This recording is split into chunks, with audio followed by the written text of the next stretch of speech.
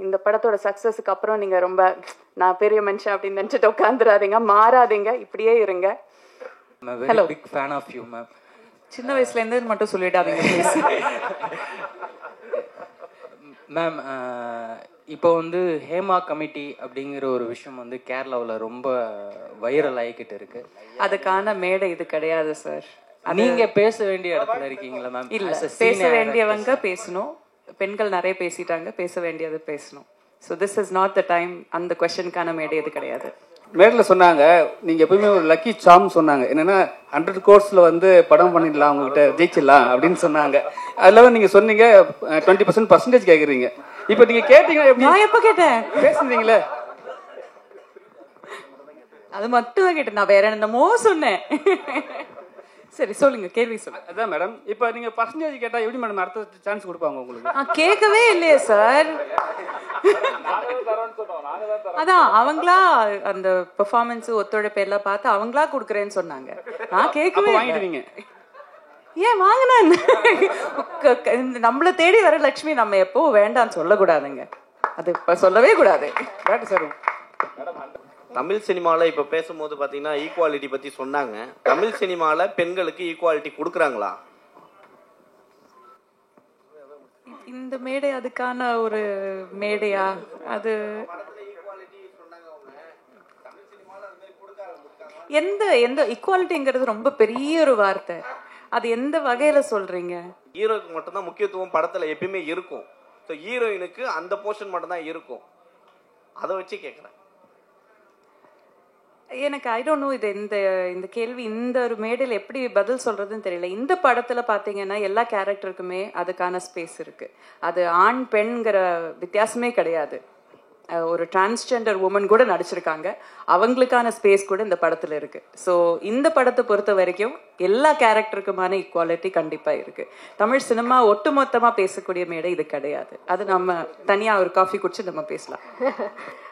பொதுவாக ஒரு ஹீரோயினா ஆக்கணும் அப்படின்ட்டு இண்டஸ்ட்ரிக்கு வந்துடுறாங்க. கதாநாயகியா இருக்கணும் அப்படின்னா கதாநாயகனுக்கு முன்னாடி படங்கள்லாம் கதாநாயகனுக்கு தான் பெருசா இருக்கும். பாடல்கள், ஒரு சில வசனங்களுக்கு வந்து ஹீரோயின்கள்லாம் இருந்தாங்க. இப்போ அந்த காலம்லாம் மாறி போச்சு. ஆனால் இவங்க வந்து ஹீரோயினா என்ட்ரி ஆனதுல இருந்தே இளைஞர்களுக்கு பிடித்த ஹீரோயின் அப்படின்ற மாதிரி இல்லாம குடும்பங்களுக்கு பிடித்த ஒரு கதாநாயகியா தான் வந்து இவங்க வலம் வந்துட்டு இருந்தாங்க. முதல் படத்துல இருந்து இவங்க நடிச்ச எல்லா படங்களுமே ஆல்மோஸ்ட் சக்சஸ் தான். அது மட்டும் இல்லாம இவங்கள மாதிரி ஒரு மருமக வீட்டுக்கு வேணும், இவங்கள மாதிரி ஒரு மனைவி இருந்தா நல்லா இருக்கும், அபிராமி மாதிரி ஒரு பொண்ணு எனக்கு வேணும் அப்படின்ட்டு எல்லாருக்குமே பிடித்த மாதிரியான நடிகையா இருந்தவங்க தான் அபிராமி அவர்கள். அவங்க திரும்பவும் ரீஎன்ட்ரி கொடுத்துட்டு பேக் டு பேக் அவங்க படங்கள் வந்து ஹிட் ஆயிட்டு இருக்குது அப்படின்றது மிகப்பெரிய விஷயம். ஒரு பெரிய கைத்தட்டல் மேம்க்கு கொடுத்துடலாம். பிளஸ் இன்ஸ்பிரேஷனா இருக்கீங்க. கல்யாணம் ஆன பெண்களுமே திரும்ப வந்து விட்ட இடத்தை பிடிக்கலாம் அப்படின்ற மாதிரியான விஷயத்துக்கு வந்து இன்ஸ்பிரேஷனா இருக்கிறாங்க. அண்ட் இந்த படத்துல மிக முக்கியமான ஒரு கதாபாத்திரத்திலும் நடிச்சிருக்காங்க. அபிராமி மேம் அவர்களை பேசுமாறு அன்புடன் அழைக்கிறோம்.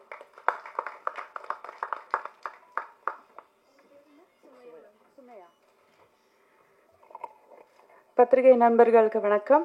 இது எங்க குழுவினர்கள். ஸோ ஒவ்வொருத்தரா நான் பேரெடுத்து சொல்லலாம். This is my team. Big hand of applause to my team. எல்லாருமே அவங்க வேலையை ரொம்ப சிறப்பாக பண்ணியிருக்கீங்க. இன்றைக்கி தான் படம் பார்த்து அப்படியே என்ன சொல்கிறது, ஃப்ரெஷ்ஷாக வந்து நான் உங்கள் முன்னாடி நிற்கிறேன். ஸோ we have created ரொம்ப ஒரு நல்ல படத்தை பண்ணியிருக்கோம். ஸோ எல்லாரும் தோளில் தட்டிக்கோங்க, நல்லா பண்ணியிருக்கோம் நம்ம. So very good.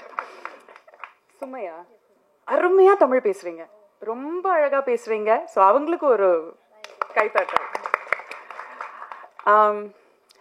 கடைசியில் பேசும்போது என்ன பிரச்சனைனா, நம்ம சொல்லணும்னு நினச்சிட்டு இருக்கிறதெல்லாம் மற்றவங்க சொல்லிடுவாங்க. ஸோ என்னதெல்லாம் சொல்கிறதுன்னு நான் யோசிச்சுட்ருக்கேன். பட் ஒரு ஆக்டராக ஒரு சில படங்கள் வந்து நம்மக்கிட்ட வரும்போது இந்த படம் நம்ம எப்படியாவது பண்ணிடணும், இந்த படத்தில் ஏதோ ஒரு அம்சம் ரொம்ப பிடிச்சிருக்குன்னு தோணும். அதில் நம்ம அப்புறம் காசு பார்க்க மாட்டோம், எத்தனை நாள் கஷ்டம்னு பார்க்க மாட்டோம், அதை எப்படி டேட்ஸ் மேனேஜ் பண்ணுறதுன்னு பார்க்க மாட்டோம். எப்படியாவது இந்த படம் பண்ணிடணுங்கிறது நம்ம மனசில் அப்படியே போய் உட்காந்துரும். அந்த மாதிரி நினச்சி நான் எஸ் சொன்ன படம் தான் once upon a time in Madras. எனக்கு ஆக்சுவலி ஜெகன் மூலியமாக தான் இந்த படம் வந்தது. அவரும் நானும் வேறொரு படத்தில் நாங்கள் சேர்ந்து ஒர்க் பண்ணிட்டு இருந்தோம். அப்போ அவர் சொன்னார், இந்த மாதிரி பிரசாத்னு ஒரு புது டைரக்டர் இருக்கார், அவர் ரொம்ப அருமையான ஒரு கதை வச்சுருக்காரு, நீங்கள் ஒரு வாட்டி கேட்டுடுங்க, அதுக்கப்புறம் நம்ம பேசலாம் அப்படின்னு சொன்னார். அண்ட் பிரசாத் சார் வந்து எனக்கு கதை சொன்னார். அண்ட் எனக்கு இன்னொரு விஷயம் என்ன ரொம்ப பிடிச்சிருந்ததுன்னா ஃபுல் ஸ்கிரிப்ட் ரெடியாக இருந்தது அவர்கிட்ட, இன்க்ளூடிங் டயலாக்ஸ் மொத்த ஸ்கிரிப்டுமே ரெடியாக இருந்தது. அதுவும் அனுப்பி தந்தார். ஃபுல் கதை நரேட் பண்ண போது எனக்கு இதில் ஒரு ஒரு 1-2 விஷயங்கள் வந்து ஒரு கதையில் சொல்கிறதே ரொம்ப கஷ்டம். இதில் வந்து நிறைய விஷயங்கள் வந்து அவர் கையாண்டிருக்காரு. தேர் இஸ் இதில் ஒரு தாயோட ஒரு புனிதமான ஒரு லவ், ஒரு அன்பு, அவன் பொண்ணு மேலே வச்சிருக்கிற ஒரு அன்பு இருக்குது. கோபம், அது வந்து நம்மளை எப்படி வந்து நம்மளை அடக்குங்கிற ஒரு விஷயம் இருக்குது. இதில் ஒரு அரசியல் இருக்குது. இதில் ரொம்ப தீவிரமான ஒரு லாஸ் ஒரு அது இருக்குது. ரொம்ப ஏமாற்றம், அது எப்படி வந்து ஒருத்தரை தாக்குப்படுத்துறதுங்கிறது அந்த ஒரு விஷயம் இருக்குது. நிறைய விஷயங்கள் இருக்குது இதில். ஆனால் எதுக்குமே வந்து ஒரு பேலன்ஸ் தப்பாமல் ரொம்ப அழகாக இந்த இந்த எல்லா எமோஷன்ஸையும் ரொம்ப அழகாக சொல்லியிருக்காரு. So that is a sign of a true story writer. ஸோ அது ரொம்ப நல்லா பண்ணியிருக்கீங்க. I have a big faith in you. நீங்கள் வருங்காலத்தில் ரொம்ப பெரிய ஒரு டைரக்டராக வருவீங்கிறதுல எந்த ஒரு சந்தேகமே இல்லை. அண்ட் இதில் இருக்கிற ப்ரொடியூசர்ஸ் யாருமே பார்த்தா ப்ரொடியூசர்ஸ் மாதிரியே தோணலல்ல. இவர் பார்த்தா ஏதோ ஸ்கூல் பையன் மாதிரி சுற்றிட்டு இருக்காரு. விஜய் சார் பார்த்தானா அவர் ஒரு வருங்காலத்து ஒரு வில்லன், ஒரு கேப்டன் மாதிரி, இன்னொரு ஒரு பெரிய ஒரு வில்லன் ஹீரோ டைப் சம்படி அப்படியா இருக்காரு. நீங்கள் பார்த்தீங்கன்னா ஒரு ஸ்கூல் ஹெட் மாஸ்டர் மாதிரி இருக்கீங்க.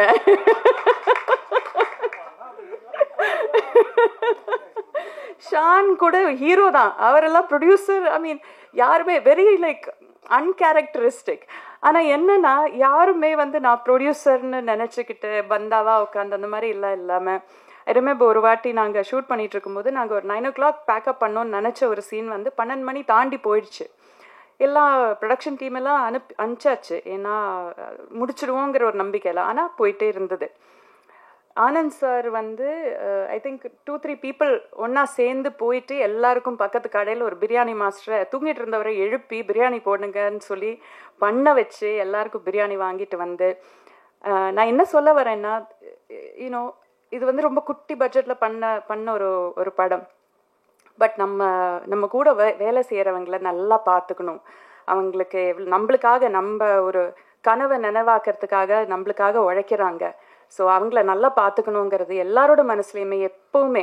எவ்வளோதான் மழை கொட்டினாலுமே, எவ்வளோதான் சேர் சகுதியில் எல்லாம் நாங்கள் ஷூட் பண்ணோம்.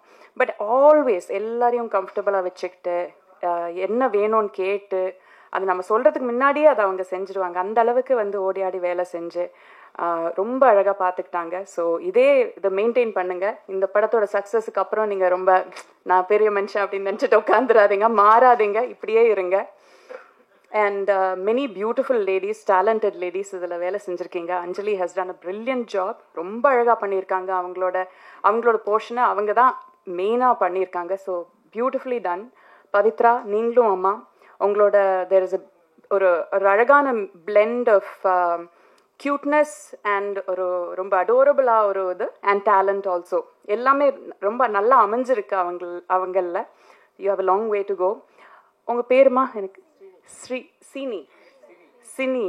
நீங்கள் ஃபஸ்ட் டைம் ஆக்டர்னு சொல்ல மாட்டாங்க. ரொம்ப ரொம்ப நேச்சுரலாக பண்ணியிருக்கீங்க. உங்களோட போர்ஷன்ஸ் ரொம்ப அருமையாக பண்ணியிருக்கீங்க. And Mridula, right? மிருதுலா, நீங்களும் மாமா, உங்களை ரொம்ப கம்மியாக தான் பார்க்குறோம் ஸ்க்ரீனில், பட் வெரி வெரி பியூட்டிஃபுல். அந்த ஒரு சில சீக்வன்சஸ் எனக்கு சொல்ல முடியாது இப்போ, ஏன்னா அது கதை ரிவீல் ஆகிடும். தேர் இஸ் ஒன் ஷாட் வேர் அவங்களோட ஒரு ஏமாற்றம் அவங்க ஃபேஸில் தெரியும். அது வந்து ரொம்ப அழகாக வந்து அவங்க போர்ட்ரே பண்ணியிருக்காங்க. So all of you guys have done a brilliant job.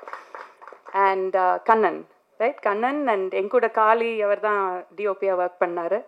2 பேருமே பிரில்லியன்ட்லி டன். ஏன்னா ரொம்ப யதார்த்தமான லொக்கேஷன்ஸ் தான். இது வந்து பெரிய செட்டு போட்டு பண்ண படம் கிடையாது. அதுவும் ஒரு கேமராமேனுக்கு, ஒரு கேமரா பர்சனுக்கு ரொம்ப கஷ்டமான ஒரு வேலை. அந்த லைட்டிங் மேனேஜ் பண்ணுறது, அவங்களும் அந்த சேர் சகுதியில் இறங்கியே வேலை பண்ணோம். ஸோ அது எதுவுமே ஒரு வாட்டி கூட முகம் சுளிக்காமல், நானும் இந்த டீமோட ஒரு ஆள் தான், இந்த ஷார்ட் தான் முக்கியங்கிற மாதிரி அது எடுத்து அந்த அளவுக்கு டிலிஜெண்ட்டாக, அந்த அளவாக ஒரு என்ன சொல்கிறது, அதுக்கு எப்படி சொல்லுவாங்க தமிழில், ஹார்ட் ஒர்க்குக்கு எப்படி சொல்லுவாங்க, மெனக்கெட்டு, தேங்க்யூ, மெனக்கெட்டு பண்ணியிருக்காங்க. So it is brilliant job 2 பேருக்குமே. Very nicely ton. And music also RR and all the 3 songs, நான் கேட்ட 3 சாங்ஸுமே ரொம்ப அழகாக இருக்குது. தேர் ஆர் எல்லா ஜான்ரலையும் ஒரு கேட்சியான ஒரு சாங் இருக்குது, ரொமான்டிக் சாங் இருக்குது, ஒரு கொஞ்சம் ஒரு வெறித்தனமான ஒரு சாங் இருக்குது. எல்லாமே ரொம்ப நல்லா அமைஞ்சிருக்கு. யாரையாவது சொல்ல விட்டு போயிட்டேன்னா? இல்லைல்ல, எல்லாரையும் கவர் பண்ணிட்டேன்ல. அது லாஸ்ட்டு ஆப்வியஸ்லி. மற்றவங்க எல்லாரும் நான் இல்லைல்ல. தலைவாசல் விஜய் சார் இங்கே வரல, பட் எங்க கூட உட்காந்து சினிமா பார்த்தாரு. அவர் வந்து காலாகாலங்களமாக நம்மளை என்டர்டெயின் பண்ண ஒரு ரொம்ப சீனியர் ஆக்டர், பிரில்லியன்ட் ஆக்டர். அவருமே ரொம்ப அழகான ஒரு ரோல் இதில் பண்ணியிருக்காரு. இன்ஃபேக்ட் படம் பார்த்துட்டு நான் அவர்கிட்ட பேசிகிட்டு இருந்தேன். அவரோட நிஜமான பர்சனாலிட்டிக்கும் அவர் பண்ண பர்சனாலிட்டிக்கும் வந்து it is like night and day, completely different. ஒரு ஆக்டருக்கு வந்து நம்ம சொந்த பர்சனாலிட்டிக்கு ஒட்டின மாதிரி ஒரு கேரக்டர் கிடச்சா நம்ம ஈஸியாக பண்ணிட முடியும். பட் நம்ம ஃபிலாசபிக்கு எதிரான ஒரு ஃபிலாசபி நம்ம ஒரு ஸ்க்ரீனில் பண்ணும்போது அந்த அளவுக்கு நம்ப வைக்கணும். அது வந்து ஒரு ரொம்ப மார்க் ஆஃப் ட்ரூ ஆக்டர். ஒரு வாட்டி கூட நம்ம நினைக்க மாட்டோம் இவர் சொல்கிற வசனங்கள் வந்து இவர் நம்பலைங்கிறது. ஸோ அந்த அளவுக்கு ரொம்ப பிலீவபிளாக பண்ணியிருக்காரு. And finally, coming to Bharat, you're a phenomenal actor. உங்கள் ஒவ்வொரு சீனுமே the way உங்கள் கேரக்டர் வந்து நான் சொன்ன அந்த கதை ரிவீல் ஆகிடும், அதனால சொல்ல முடியல. But there is one particular shot where நீங்கள் நினச்சது எதுவுமே நீங்கள் நினச்ச மாதிரி நடக்காமல் போன ஒரு தருணத்தில் நீங்கள் ஒரு காருக்குள்ளே உட்காந்து, அது ட்ரெய்லரில் கூட நீங்கள் பார்த்துருப்பீங்க, காருக்குள்ளே உட்காந்து உங்களுக்கு இருந்த எல்லாமே உங்கள் கைவிட்டு போயிடுச்சு. அந்த ஒரு ஷார்ட்ல அவங்களோட டெஸ்பரேஷன், உங்களோட அந்த கம்ப்ளீட்டாக ஒரு பிரேக் டவுன் ஆகிற ஒரு விஷயம் இருக்கு இல்லையா, that is done so beautifully. ரொம்ப ரொம்ப அழகாக பண்ணியிருந்தீங்க. I hope you do many many many many more movies. நிறைய ரோல்ஸ் நீங்கள் நல்லா பண்ணுங்க. You're a phenomenal actor. I wish you all the very best. I'm glad finally நம்ம ஒரு படம் சேர்ந்து பண்ணுறோம். வீவ் ஹங் அவுட் நிறைய அவார்ட் ஃபங்க்ஷன்ஸில் அதில் பார்த்து நாங்கள் நிறைய பேசியிருக்கோம். வேர் குட் ஃப்ரெண்ட்ஸ்ன்னு வேணால் சொல்லலாம். But I'm glad to finally share ஒரு cinema with you. I hope we do many more movies together. Finally எல்லாருமே இந்த படத்தை தியேட்டரில் போய் பாருங்க. இது வந்து கொஞ்சம் என்ன சொல்கிறது, கொஞ்சம் சிந்திக்க வைக்கக்கூடிய ஒரு படம் தான். I also want to mention Diksha. Diksha வந்து என்னோட பொண்ணோட கேரக்டர் பண்ணியிருக்காங்க. அவங்க வந்து ஒரு திருநங்கை. She is a transgender woman. அவங்க she is one many miss India, miss world அந்த மாதிரி கான்டெஸ்ட் எல்லாம் கூட ஜெயிச்சிருக்காங்க. பிரசாத் சார் வந்து எனக்கு இந்த கதை சொல்லும்போது இந்த மாதிரி சொன்னாங்க, இது வந்து ஒரு ரோடு பெருக்கிற ஒரு அம்மாவோட கேரக்டர். அந்த அம்மாவுக்கு இந்த மாதிரி ஒரு பொண்ணு, திருநங்கை ஒரு பொண்ணு இருக்காங்க. And then the rest of the story சொன்னார். கதை ஃபுல்லாக கேட்டதுக்கப்புறம் நான் சொன்னேன், பிரசாத் சார் எனக்கு ஒரே ஒரு கண்டிஷன் இருக்குது. நான் எப்போவுமே அந்த மாதிரி கண்டிஷன் வச்சதில்லை. ஒரே ஒரு கண்டிஷன் இருக்குது, நீங்கள் காசு பண்ணுறது வந்து ஒரு நிஜமான ஒரு திருநங்கை பொண்ணை தான் காசு பண்ணணும். அந்த வாக்கு நீங்கள், அந்த உறுதி நீங்கள் எனக்கு கொடுத்தீங்கன்னா நான் இந்த படம் பண்ணுறதுக்கு நான் ஒத்துக்கிறேன் அப்படின்னு சொன்னேன். அவரும் சொன்னார், எஸ் நாங்கள் அதை தான் நினச்சிருக்கோம். வி ஆர் லுக்கிங் ஃபார் கரெக்டான ஒரு ஆக்டர் பார்த்துட்ருக்கோம். பட் நாங்கள் டெஃபினெட்லி ஒரு திருநங்கையை தான் காசு பண்ணுவோம்னு சொல்லிட்டு அந்த மாதிரி. ஸோ அந்த அளவுக்கு ரெப்ரசன்டேஷன், ஒரு உண்மையான ஒரு விஷயத்த உண்மையாகவே ரெப்ரசன்ட் பண்ணணுங்கிறது அவ்வளோ அவ்வளோ கிளியராக இருந்தார். So Diksha, I wish she was here. ரொம்ப ரொம்ப வெரி வெரி அடோரபிள் பொண்ணு. ஐ ஹேட் அ லவ்லி டைம் அவங்க கூட ஒர்க் பண்ணுறதுல. அண்ட் எஸ், எல்லாருமே சப்போர்ட் பண்ணுங்கள். நல்ல படம். விவ் டன் அ வெரி என்ன சொல்கிறது, நல்லா உண்மையாக உழைச்சிருக்கோம். ஐ ஹோப் நீங்கள் எல்லோரும் அதை பார்த்து சப்போர்ட் பண்ணுவீங்க. And அவ்வளோதான். Thank you so much.